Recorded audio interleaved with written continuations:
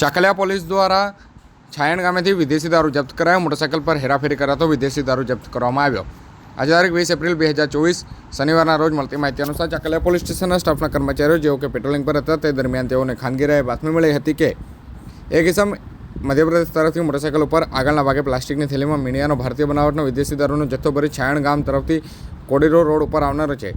જે બાતમીના આધારે પોલીસ દ્વારા બાતમી દર્શાવેલ સ્થળ પર વોચ કરવામાં આવી હતી, જેમાં મોટરસાઇકલનો ચાલક જેઓ કે પોલીસને જોઈ અને પોતાની ગાડી જે ભગાવવા લાગેલ હતો, જો કે પોલીસે તેનો પીછો કરતા તેને પકડી પાડવામાં આવ્યો હતો.